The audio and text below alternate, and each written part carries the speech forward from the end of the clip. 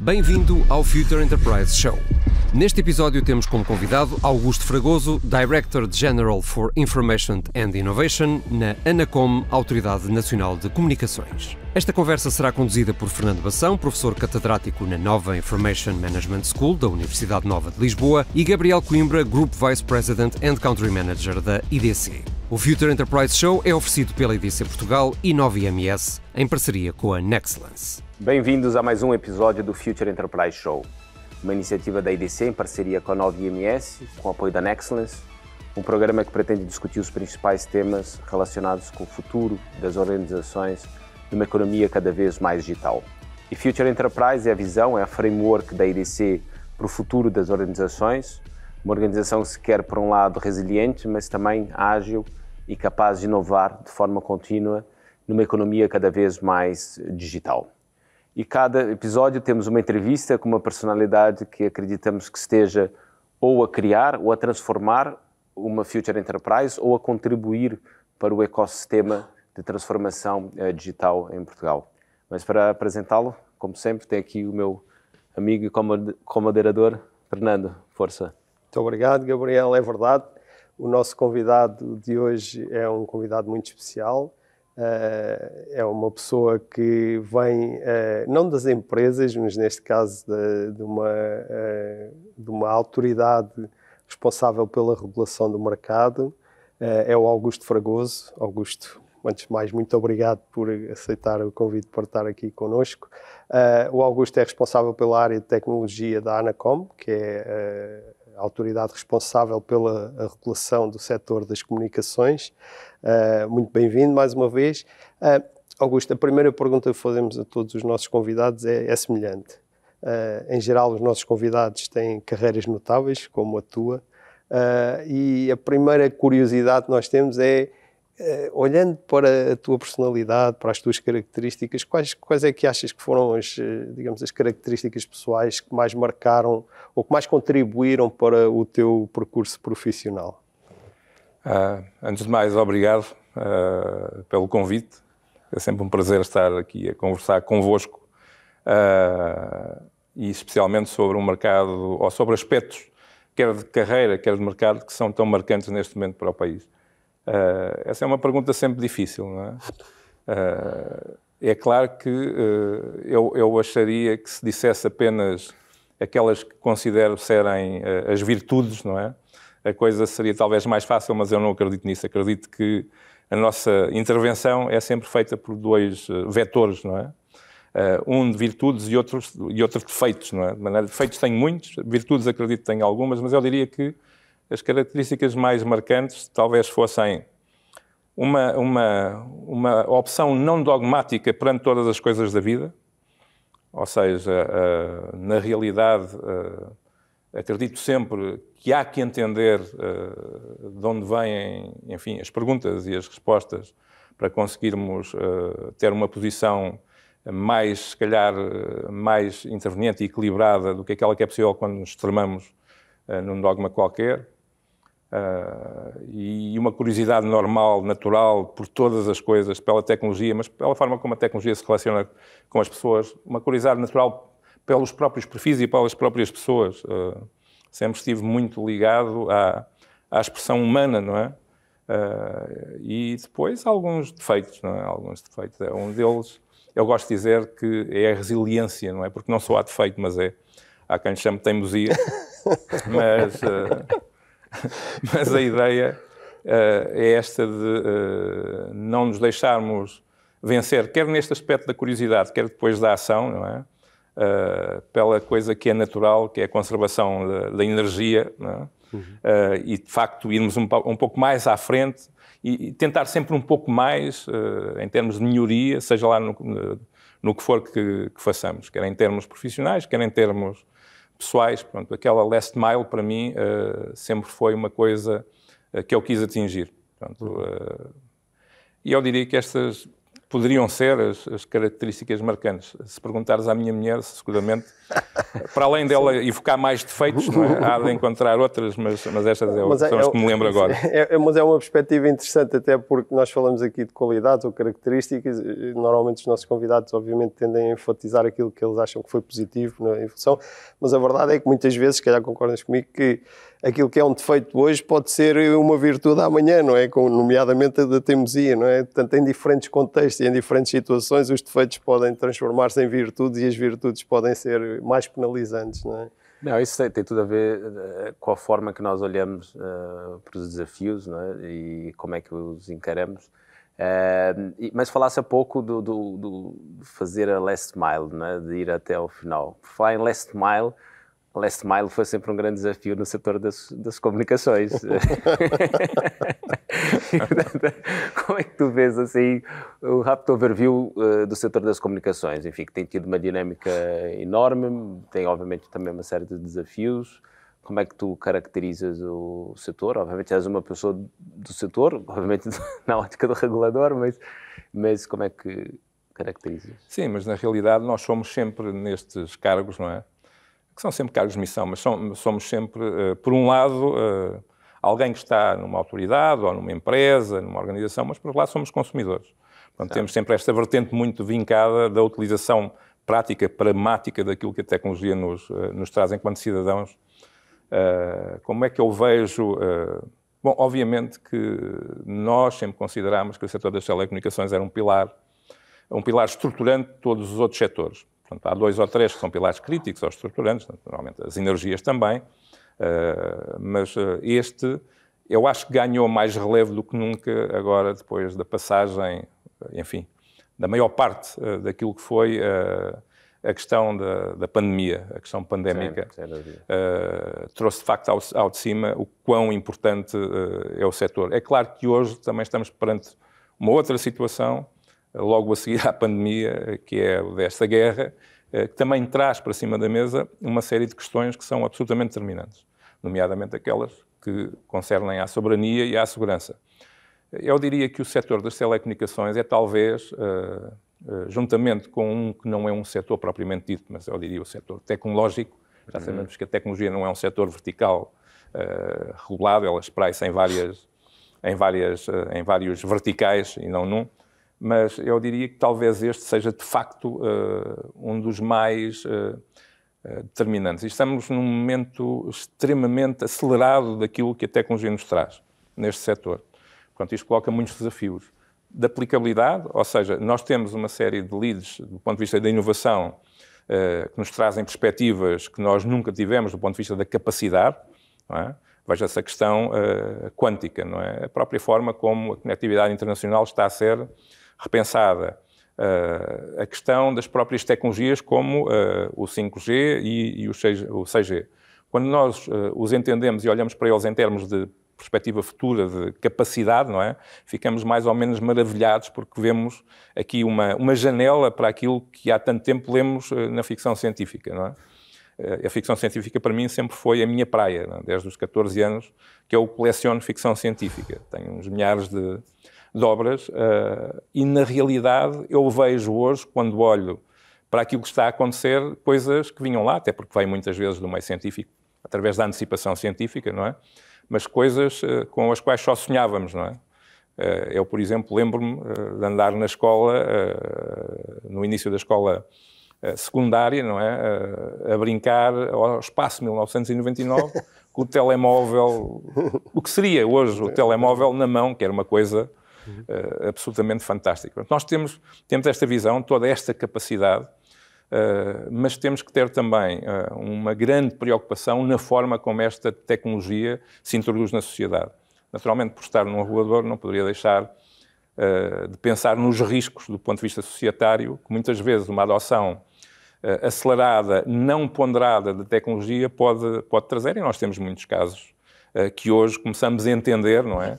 Que merecem regulação. Atenção que eu não estou a falar, da regulação de uma forma lata. Às vezes, regular é decidir não regular, não é? Ou seja, nós temos é que ter consciência sobre aquilo que está a acontecer e decidir sobre esse conhecimento que temos, o que não podemos deixar acontecer é não ter nem consciência, e obviamente não temos consciência porque se calhar muitas vezes não chegamos à capacidade de conhecimento que devíamos ter sobre estas questões. É claro que depois a inovação troca-nos as voltas, ou seja, eu não posso querer entender como é que a coisa vai evoluir em todas estas vertentes. Ninguém previu a internet, não é?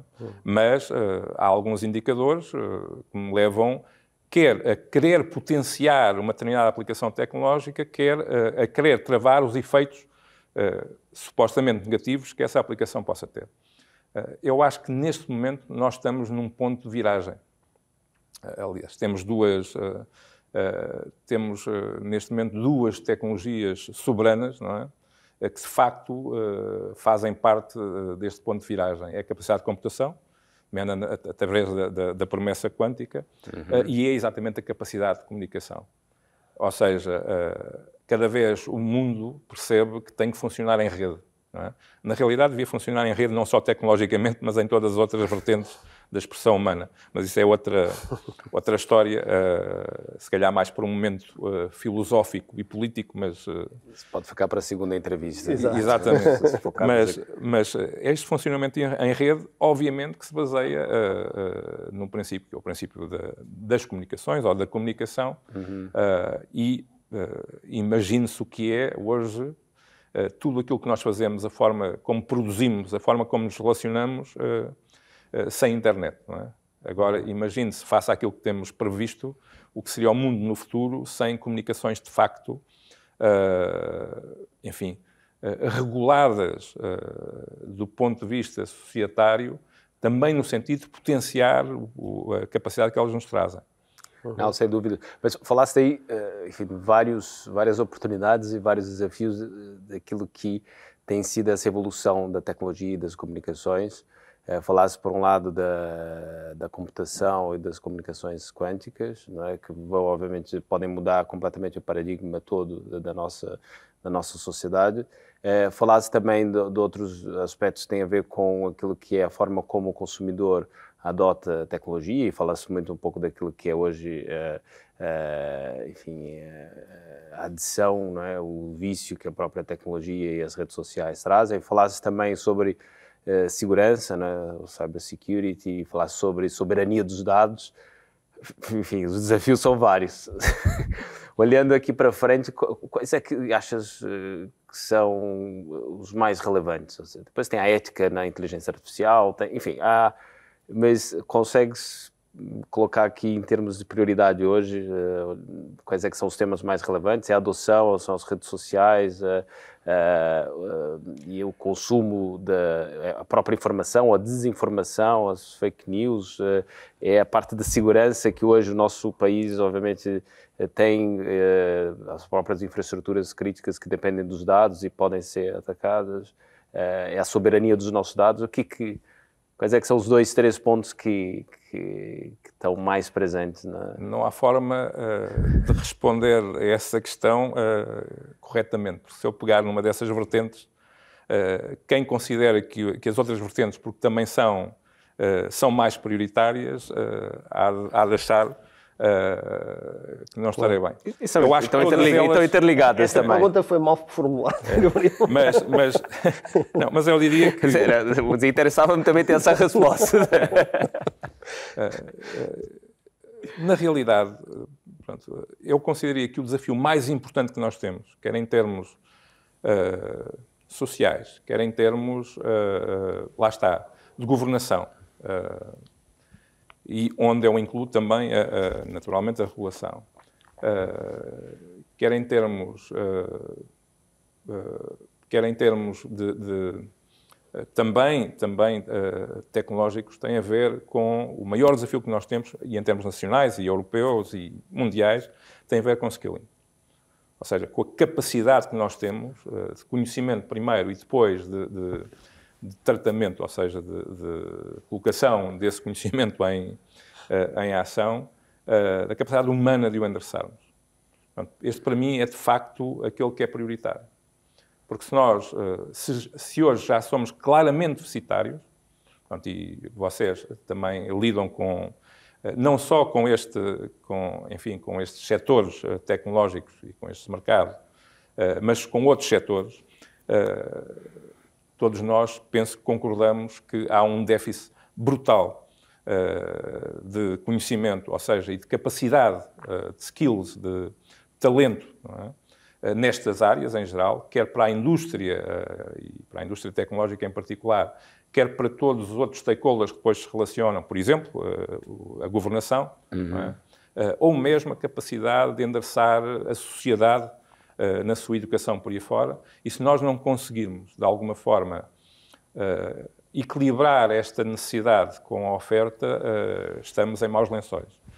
E eu, muito honestamente, acho que já estamos em maus lençóis. Portanto, de todas essas expressões, aquela que eu daria prioridade era no skilling, na capacitação, talento. Esse leva-nos a uma outra pergunta interessante, que é, portanto, a Anacom tem múltiplos desafios. Toda a gente tem um desafio do talento, como acabaste de dizer. É um problema para todos, tem sido discutido com todos os nossos convidados aqui. Toda a gente, de facto, reconhece que há uma espécie de uma pressão, digamos assim, na área dos recursos. No entanto, a Anacom tem uma situação particular, um pouco mais difícil por causa, digamos assim, do seu contexto, do seu contexto e da sua, digamos, organização, não é? Como é que a Anacom tenta mitigar, até certo ponto, esta dificuldade em conseguir atrair talento que necessita para depois desenvolver a sua atividade de uma forma tecnologicamente avançada, digamos assim?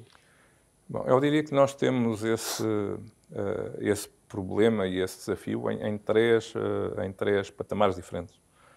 Um tem a ver com a própria natureza estatutária da Anacom e as restrições a que somos obrigados por questões de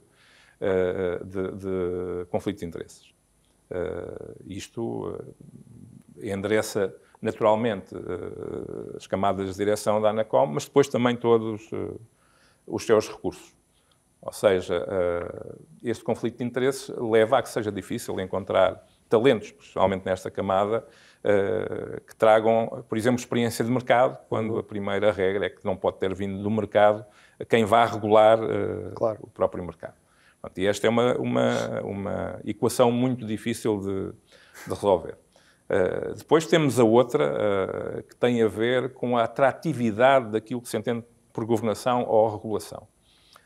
A imagem que os reguladores, infelizmente, digo eu, têm passado, tinham vindo a passar no passado, passa-se aqui a redundância, mas não é propriamente uma imagem muito atrativa para algumas áreas do conhecimento que um regulador tem que ter. O regulador tem sempre uma atividade técnica, ele é um órgão técnico, sobretudo, mas depois tem, por exemplo, a Anacom tem 3 ecossistemas, não é? Tipicamente, naturalmente, os economistas, pelos fatores de regulação económica do mercado, os juristas, por tudo aquilo que é a regulamentação e a própria regulação, e depois os engenheiros. Não é? Estes são os 3 ecossistemas. E se, por exemplo, se calhar para os economistas ou para os juristas, a atividade de regulação seja um pouco mais atrativa para um engenheiro, se não entender exatamente o que é que se pode fazer, num papel, num regulador do ponto de vista técnico, não é? A coisa não será muito atrativa. Aliás, eu não me lembro, na colaboração que tenho com as universidades, não é? De alguma vez ter visto um engenheiro dizer eu, quando for grande, quero ser do órgão regulador. Não é? Há aqui esta perspectiva da atratividade da própria função da regulação. Naturalmente que quem tenha uma orientação de missão, se calhar tem a coisa mais facilitada, mesmo que venha das áreas de engenharia, e há muita gente nesse contexto, e muito boa, que acaba por se dedicar a essa missão. Portanto, este é o segundo nível de dificuldade. O terceiro tem a ver com a capacidade de captura de talento naquilo que é concorrência natural desta organização, deste organismo, com todos os outros no mercado. Isso tem a ver, por exemplo, com aquilo que conseguimos pagar, não é? Ultrapassada esta questão da atratividade conceptual, não é, da regulação, aquilo que conseguimos pagar. E, desde logo, não temos a independência, ou seja, todos os órgãos reguladores têm alguma independência, alguns são independentes financeira e administrativamente, mas, se calhar, alguns de nós não temos o grau de independência que é necessária para abordar o mercado, nomeadamente naquilo que diz respeito ao conjunto de regras que nos estão impostas na própria abordagem ao mercado de trabalho. Portanto, aí nós temos sempre, e eu falo disto de cátedra, porquê? Porque tenho na minha alçada, enfim, um departamento altamente tecnológico e de inovação por aí fora, e é onde nós sentimos a maior dificuldade em conseguir encontrar estes recursos pela natureza da oferta no mercado, não é? Há uma coisa, por acaso, que eu tinha curiosidade. Qual é digamos assim, tanto no mundo, na Europa em particular, vocês têm os vossos congêneres. Até que ponto é que essa interação com reguladores dos outros países e por aí ajuda a suprir ou a simplificar algumas dessas eventuais limitações? O que eu estou a tentar dizer é até que ponto é que os esforços convergem para suprir algumas... Porque eu imagino que estes problemas, se calhar em Portugal, são maiores, mas imagino que noutros países, nomeadamente da Europa, sentem as mesmas dificuldades, não é? Sim, e eu iria além desse, em termos de stakeholders com os quais nos relacionamos, iria além dos outros órgãos reguladores. Ou seja, tocaste num ponto que para mim é fundamental. Eu comecei por dizer há pouco que o grande desafio das telecomunicações era consolidar este trabalho em rede que a humanidade necessita em todas as suas dimensões. Não é? Ora bem, aqui também. Isso é uma das questões que está, por exemplo, no contexto de uma reestruturação que a Anacom fez recentemente, em que cria uma Direção-Geral de Inovação e Informação. E esta orientação clara, não é? Por exemplo, para uma intervenção em termos de inovação, quer de mercado, quer interna, já traz algo sem o qual não era possível fazê-la, que é o trabalho em rede, colaborativo, a colaboração. Naturalmente que nós temos, quer ao nível da Comissão Europeia, quer ao nível de outros grupos de ação, a coordenação com todas as outras entidades europeias, quer do nosso setor, quer até de outros setores, e essas são redes que já estão montadas e funcionam todos os dias, como o BEREC, por exemplo, ou o IRG. Portanto, há uma série de redes, de facto, de colaboração que já estão montadas e que funcionam já há muitos anos, não é? Todos os dias. Mas, para além disso, é preciso melhorar a eficiência dessas redes. Ou seja, aquela história da reunião de 3 em 3 meses, todos os membros, com uma agenda que se desenrola ao longo de um ano inteiro, não é? Para tomar uma orientação, uma decisão que se vai propor ao Conselho Europeu ou à própria Comissão. Não é? Não resulta. Estávamos, ainda há pouco, ainda antes da entrevista, falávamos um pouco da velocidade, não é? E aqui, os eventos que acabam por ser trazidos pela introdução da tecnologia na sociedade acontecem cada vez mais rápidos, portanto, e a própria tecnologia tem acelerado brutalmente, o que significa que a resposta, quer em termos de remédios, quer em termos de identificação de oportunidades que nos levem a querer potenciar determinadas estratégias, tem que ser também elas muito mais rápidas. Aliás, veja-se a questão do DSA e do EMA, ou ainda antes do DGPR. Quando o DGPR começou a ser o GDPR, quando começou a ser formulado, não é? Na realidade pareceu uma ideia excelente, é claro que nós sabemos porque é que ela apareceu, no entanto demorou 2 anos só para chegar ao estágio de proposta e depois mais 2 anos a implementar. Portanto, quando as grandes plataformas, não é? As FAMAs, não é? Olharam para aquilo e quando aquilo chegou finalmente à adoção, de facto, eles já tinham repensado a sua própria estratégia 20 vezes, não é? Até acolheram aquilo com grande alegria, não é? Porque, de certa forma, isto acaba por permitir canais de utilização da própria coisa, não é? De uma forma estruturada para potenciar o seu próprio negócio. E nós, de repente, olhámos e pensámos, espera lá que isto não é necessário. Não é? Desculpem, não é suficiente. E não sendo suficiente, então temos que arranjar aqui mais outro remédio, mais um conjunto de medidas que tornem isto suficiente. Esta intervenção regulatória da própria Comissão sobre as grandes plataformas. E temos 2 peças agora a sair, o DSA e o DMA. Já só demoraram 1 ano e qualquer coisa, portanto, acelerámos de facto. Mas esse ano e qualquer coisa permitiu que, por exemplo, o mercado das grandes plataformas passasse do conceito que nós conhecemos para o conceito de metaverso.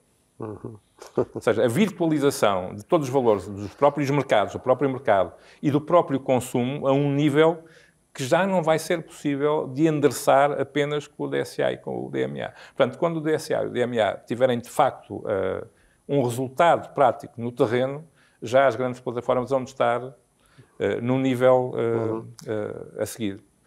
Mas, Augusto, ou seja, parece-me que estamos a andar sempre atrás a correr sempre atrás do prejuízo, mas falasse há pouco dessa nova função que é responsável também, que é pela inovação, quer interna, quer externa.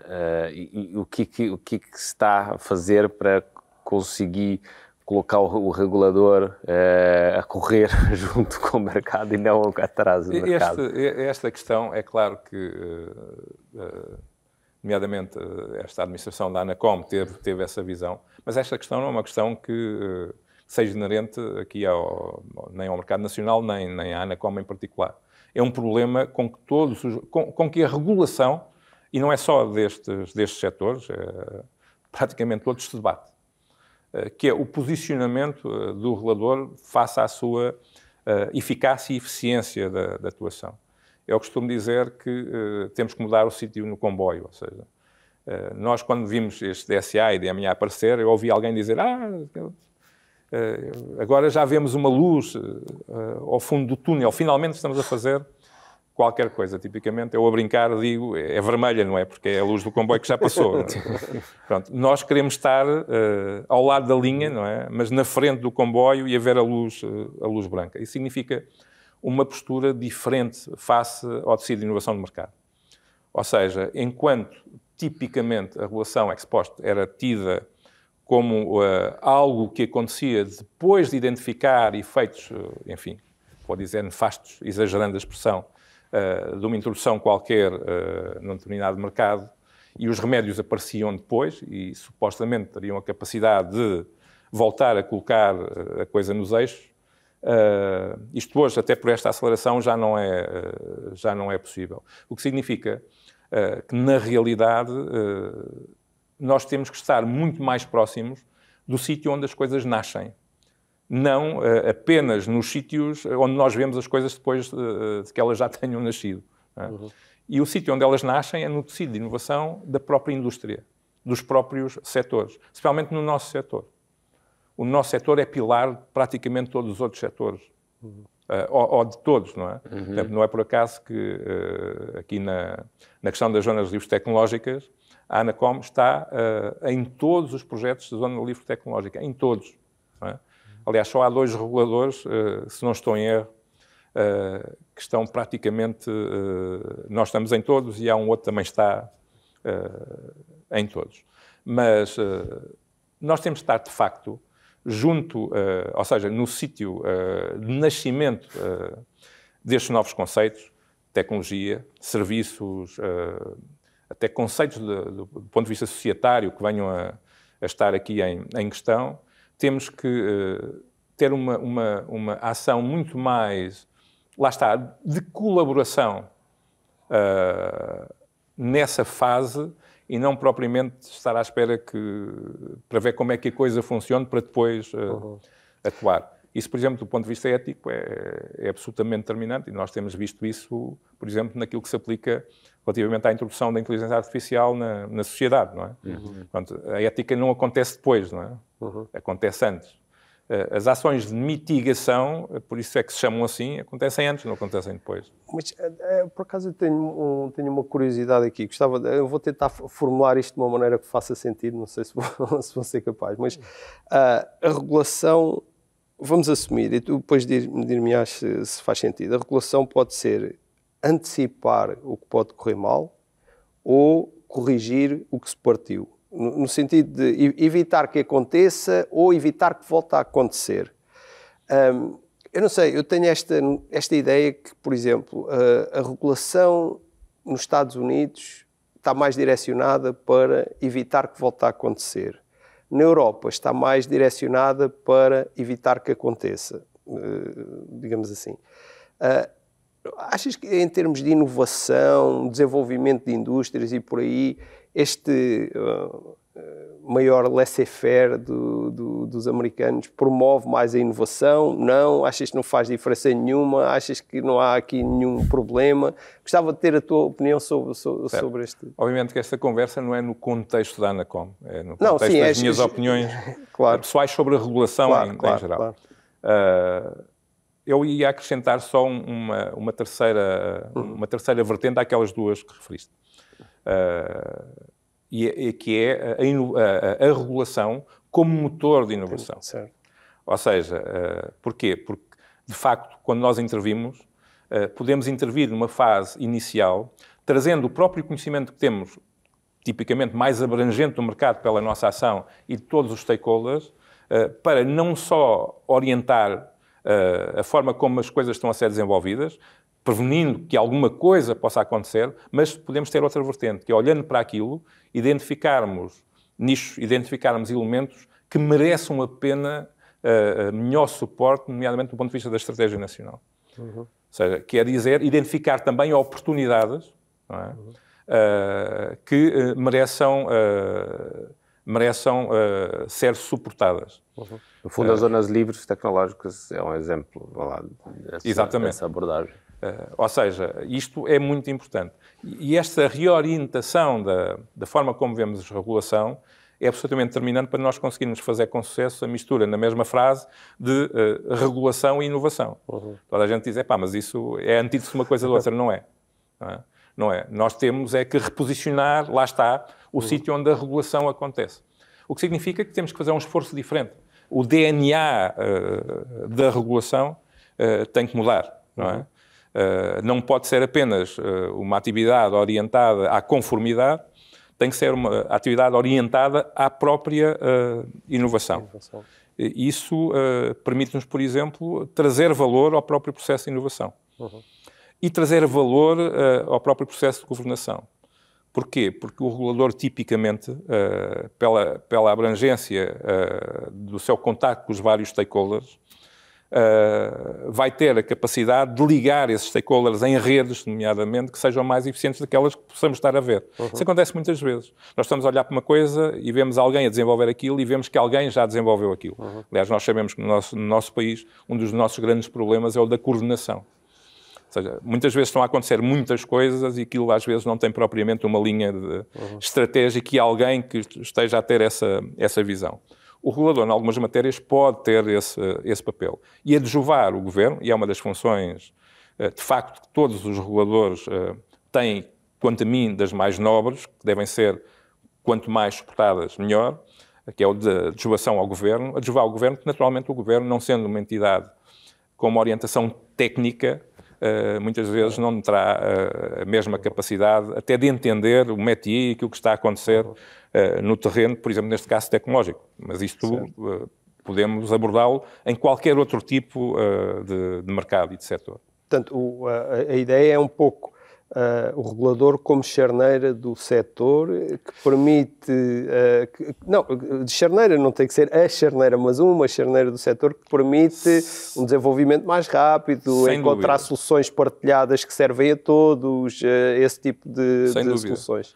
E até de ser um pouco a espalda da própria estratégia, naturalmente definida pelo governo, no sentido de concretizar alguns verticais. Por exemplo, a questão é muito simples de entender, não é?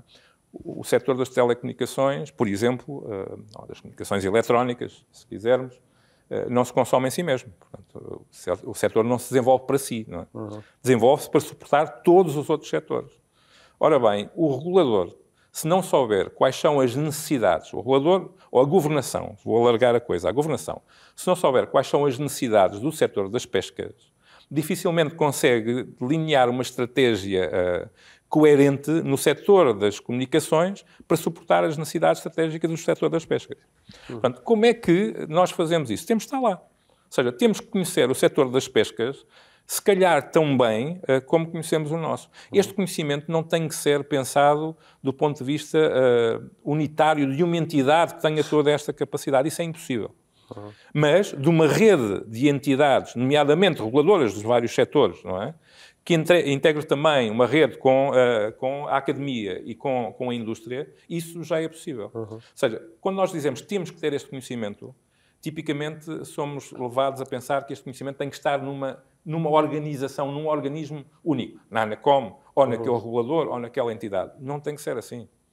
Hoje nós já aprendemos que podemos trabalhar em rede, nomeadamente em termos de trabalho dentro da própria organização, sem problema nenhum.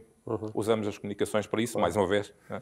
Mas usamos as comunicações para isso, mas hoje um departamento não tem que estar confinado a 4 paredes, pode ser uma coisa muito mais lata e colaborativa. Portanto, eu acho que este cérebro, para albergar este conhecimento, dificilmente poderá ou alguma vez funcionará se for apenas uma entidade. Portanto, tem que ser um conjunto de entidades a colaborar. Não é? Eu costumo brincar a dizer que tudo o que é muito grande pesa e o peso traz inércia e dificuldade de movimento. É mais como um cérebro, não é? Com os seus neurónios e axónios se quer acompanhar a inovação dos próprios setores, que já dissemos que está a acelerar cada vez mais, então não vou construir elefantes. Portanto, eu não sou partidário da construção dos super-reguladores. Sou muito mais partidário da construção de reguladores mais pequenos, em setores que façam sentido agregar, a colaborar depois com todos os outros. Prefiro, se é a velocidade que nós queremos, não é? E agilidade, então, em vez de ter um elefante, prefiro ter um conjunto de cheetahs a comunicar bem entre si. Augusto, então estás, no fundo, aqui a parte da inovação para fora da ANACOM é criar, no fundo, essa rede, não é? E criar esse modelo mais dinâmico e com os vários setores, de forma a entender como é que os vários setores podem utilizar a tecnologia e as comunicações para inovarem e depois vocês, obviamente, fazerem o vosso trabalho de potenciar a inovação, mas também garantir a regulação do mercado. Agora, antes de nós terminarmos, e porque a conversa já vai longa, antes de nós terminarmos e entrarmos nas nossas perguntas, que são as perguntas que fazemos a todos os nossos convidados, queria só uma reflexão tua em relação a como é que vocês internamente estão a fazer, como é que estão organizados para fazer também essa organização, essa transformação, ou seja, entendi que és responsável pelo Departamento de Informação e Inovação, que depois interagem com os outros. Queres partilhar um pouco como é que funciona o IT, a inovação, dentro da ANACOM? Certo. Bom, entendemos naturalmente, e por isso é que lhe chamamos inovação e não propriamente IT, não é? Claro. Mas que a inovação não se dá apenas pela tecnologia, mas também pela tecnologia, de maneira que eu sou daquela rapaziada que se irrita imenso quando falam em informática. Pronto. Ainda há muita gente a falar em informática. Na realidade, sistemas de informação são aquilo que define melhor, porque é a relação das pessoas, dos processos de trabalho e da tecnologia, e em todos estes vetores, a inovação, nos vários modelos de inovação possíveis, deve ser aplicada. A ANACOM criou esta direção-geral com o intuito, por um lado, de endereçar, como já disse, a inovação do ponto de vista externo, mas, por outro lado, também criando aqui, aumentando a capacidade de importar os modelos e a inovação que se vai dando também na tecnologia para os seus próprios processos internos. Temos um modelo relativamente, tirando esta componente, não é? Temos um modelo relativamente standard, ou seja, temos uma componente de sistemas de informação e de PMO, o que aqui talvez seja um pouco diferenciador é que, de facto, acaba por haver aqui uma expressão maior e uma responsabilidade maior de uma área para ajudar as outras áreas no seu próprio processo de inovação. Portanto, eu diria que é um pequeno passo, mas no sentido certo, além daquilo que tipicamente as áreas de sistemas de informação já faziam. Não é? Ou seja, apoiam as outras áreas a fazerem a sua inovação. Claro. É claro que aqui há uma dimensão que é da informação, porque acabamos por ser também responsáveis por toda a recolha de dados e a produção de conhecimento, independentemente, depois internamente também funcionamos em rede com todas as outras unidades. Mas, de facto, temos aqui uma responsabilidade acrescida do ponto de vista até depois da analítica e tudo aquilo que transformam estes dados em conhecimento efetivo que se possa aplicar em boas decisões, queremos. Interessante, muito bem. Muito interessante. Bom, agora chegamos àquelas duas perguntas standard que fazemos a todos os nossos convidados. Eu sei que tens 2 filhos. Tens 2 filhos mesmo na altura em que eles precisam destes conselhos? Quais são os conselhos que tu dás aos teus filhos em termos de, em primeiro lugar, o curso a seguir e, em segundo lugar, como encarar a carreira profissional e o futuro profissional deles? Bom, não, isso é sem dúvida. Pronto. Até porque eu tenho um filho e uma filha, com 18 e com 17 anos. Neste caso, o rapaz acabou agora de entrar para o técnico. A minha filha ainda não está. Portanto, será a seguir, não é? Mas encarreirou para as científico-tecnológicas e acabou por entrar em eletrotecnia e computadores. E a minha filha, ela é toda artes. São perfis completamente diferentes. Completamente diferentes. Mas eu estou descansado. Já disse ao meu filho, ainda bem que vais para as tecnológicas, porque alguém tem que alimentar a tua irmã se ela não progredir como artista, não é? Que eu acredito que vá progredir, mas... É mais uma cooperativa, não é? Exatamente. Mas alguém tem que financiar a arte. Exato. E nós sabemos que uma pessoa não pode fazer as duas coisas, não é? Não pode ser artista e ao mesmo tempo gestor.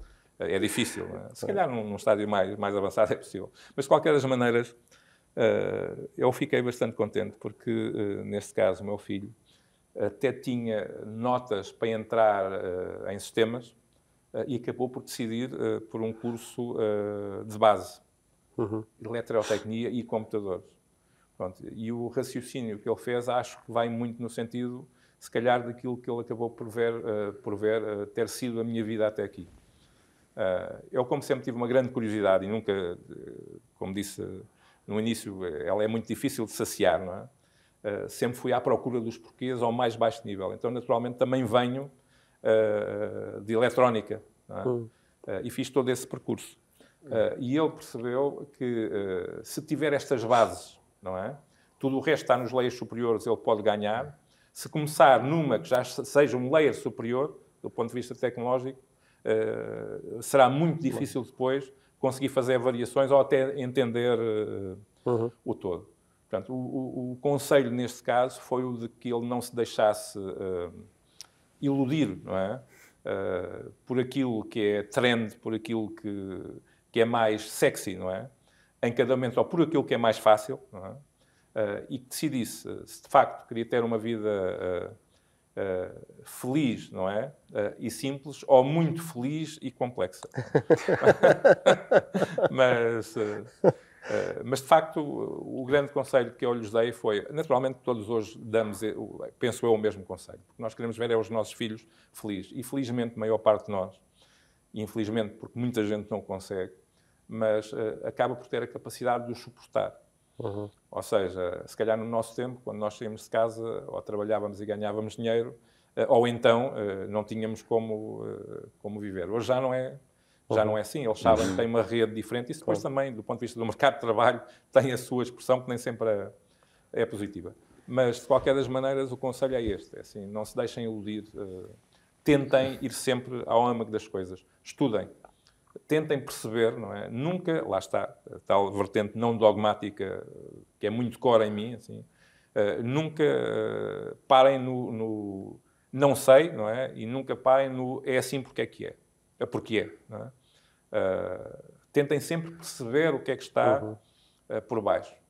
E tomem as vossas decisões. Não tomem decisões necessariamente fáceis, tomem aquelas que realmente vos permitam ser mais no futuro. E eu aqui, eu trabalhei no Canadá e sempre tive uma relação próxima com os Estados Unidos. Uma das coisas que nunca gostei, de facto, foi na verticalização extrema do conhecimento que se deu durante um período e agora já se está a abrir de uma forma diferente. O próprio sistema americano hoje já voltou mais àquilo que eu chamo os conceitos generalistas, não é? Porque quando nós verticalizamos muito, depois estamos num nicho e não conseguimos... Quebramos facilmente se tivermos que mover... E deixamos... Hoje as coisas interligam-se de tal forma que não é... Perdemos a noção do todo, não é? Exatamente. Entendê-las estando só num vertical. Eu tenho que ter essa abrangência. Pronto. E esse é o conceito que eu lhes dou. Portanto, o conselho é Decisões fáceis, vida difícil, é isso? Geralmente, tipicamente é. Sim, exato. Muito bem, fico aqui os conselhos. Já agora, por falar em conselhos, perguntamos sempre por livros. Que sugestões de livros para a leitura? Quer seja mais profissional, quer seja mais pessoal. Eu sei que ficção são muitos, não é? Mas, sim, sim. Portanto... Não, tenho sempre muitos. Aliás, um dos meus problemas é que eu durmo pouco e acho que não devia dormir nada. Tenho sempre a sensação que queria ter mais horas para fazer mais coisas. Uma delas é... Mas dormes pouco naturalmente? Naturalmente. Isso é uma vantagem enorme. não precisa. Mas acho sempre que ainda assim é demais. Porque eu acho que aquelas horas podiam ser consumidas a fazer outras coisas quaisquer que eu também quero fazer. E uma das coisas que tenho são sempre 2 ou 3 livros em paralelo, em aberto. Não é uma coisa às vezes muito saudável, especialmente quando nós não conseguimos, depois durante um período de tempo, endereçá-los de lado. Livros importantes. Back to the Basics, não é? Todos aqueles que têm a ver com a natureza humana. É uma preocupação, se calhar com o avançar da idade. Sou um rapaz novo, mas já tenho 25 anos. Mas cada vez mais eu acho que a vertente humana, ética, a vertente que nos permite que nos relacionemos de uma outra forma, se calhar não tão vertical como aquela que hoje muitas vezes vemos, é importante, não é? Pronto, e quanto a mim, atenção que eu não sou de todo bom, eu não posso dizer que não seja religioso. O que eu não escolhi foi uma facção qualquer dessa religião, seja ela qual for. Mas continuo a achar que as grandes obras da humanidade acabam por ter sempre no seu centro, por exemplo, a Bíblia, o Corão e outras grandes obras que merecem estudo. E sempre que nós as endereçamos, estamos num nível superior de conhecimento que nos permite entender a coisa. E não estou a endereçar isto de forma, lá está, como as pessoas definem usualmente religião. Não é disso que estamos a falar. Estamos a falar de filosofia, sociologia e entender estes grandes temas. De maneira que um dos livros que eu tenho atualmente em cima da mesinha de cabeceira é exatamente um estudo sobre vários aspectos de todas estas grandes obras. No domínio da ficção científica... Aí pode ser muitos. Tenho alguns autores. O que te marcou mais? Do ponto de vista científico, por exemplo, obviamente, o que marcou mais foi Carl Sagan. Pronto, o Cosmos já o li para aí umas 10 vezes. Pronto, e foi dos tais que aconselhei vivamente os meus filhos a ler. Não é? Depois, mais no domínio da ficção, ou da paraficção, como eu costumo dizer muitas vezes, aquilo é antecipação científica. Tenho alguns, assim. Reli agora o Dune. Até já o tinha lido há muitos anos, mas agora, como saiu o novo filme, a nova trilogia, provavelmente vai ser uma trilogia para aí com 10 volumes. Não é? Pronto, Frank Herbert e o Dune, para mim, são incontornáveis e voltei a ler agora há pouco tempo, com grande prazer. Depois tenho o Philip K. Dick, como não podia deixar de ser, não é? Na realidade está na base também de alguns filmes que nós conhecemos, como o Blade Runner e fora. E tenho um autor que releio muitas vezes, porque tipicamente me esqueço e depois volto a rir-me com ele, que se chama Douglas Adams, que escreveu The Hitchhiker's Guide to the Galaxy, mas depois tem uma série de obras. Não é? Aí sim, por isso é que eu lembrei-me agora, porque disse há pouco, provavelmente é uma trilogia com muitos volumes, porque ele tem a primeira trilogia de 5 volumes, que é o Hitchhiker's Guide to the Galaxy. Mas a mim diz-me muito porque uma das vertentes que eu considero, apesar de tudo, acompanhar e ter, é do humor. E ele aborda questões muito profundas, não é? Mas com um grande humor. Com leveza. Não, é absolutamente brutal. Não é? Por exemplo, ele tem várias... Agora não vos vou citar, não é? Mas uma que eu acho deliciosa tem a ver exatamente com a inovação e com a experimentação. Que é o facto de ele dizer que, na realidade, havia aqui um conjunto de seres extraterrestres que nos queriam ajudar, mas não sabiam bem como, porque nós somos muito orgulhosos e nunca nos deixamos ajudar. Então, eles arranjaram uma maneira. Portanto, a presença deles dá-se sendo ratinhos brancos. Porquê? Porque os ratinhos brancos, quando são utilizados pela experimentação científica nesta altura, ao terem determinados comportamentos, condicionam o resultado da experimentação e as conclusões científicas que levam à inovação. Vão-nos indicando o caminho sem indicar. Parece-me mesmo que é para ficção. Portanto... Não. São obras que eu tenho sempre em cima da mesa e depois há muita coisa do ponto de vista profissional que eu vou lendo. Não é?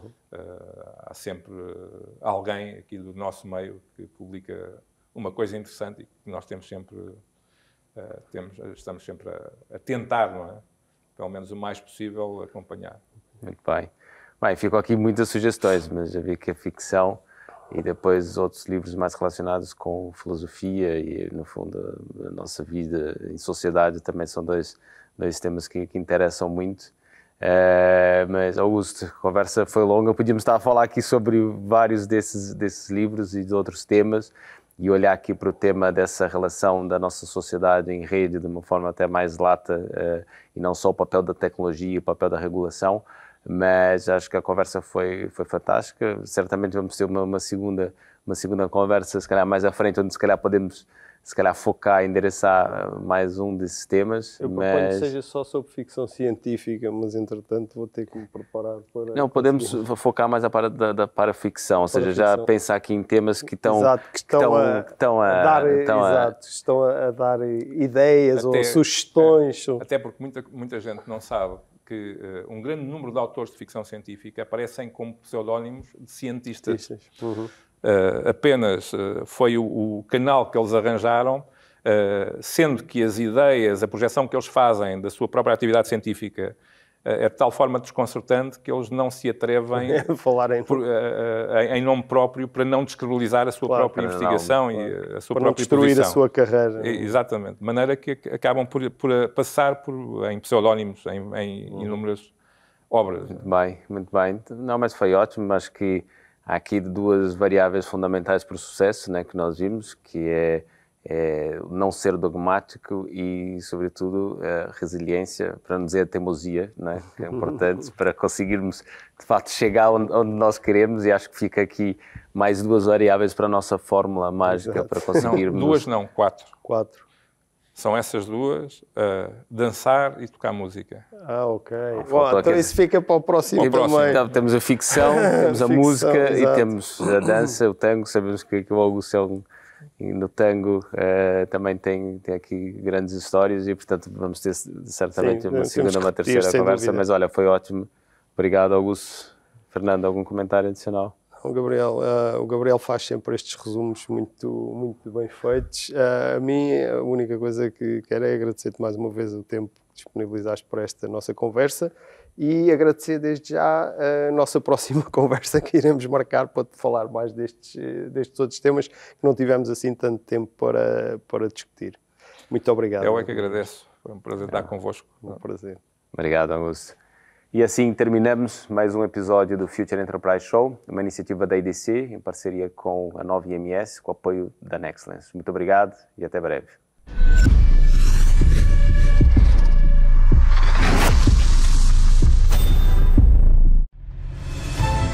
Nexcellence by Glint, uma parceria para criar o futuro digital, com respostas baseadas em experiência, com dimensão e ambição, com uma visão global e talento nas competências mais inovadoras.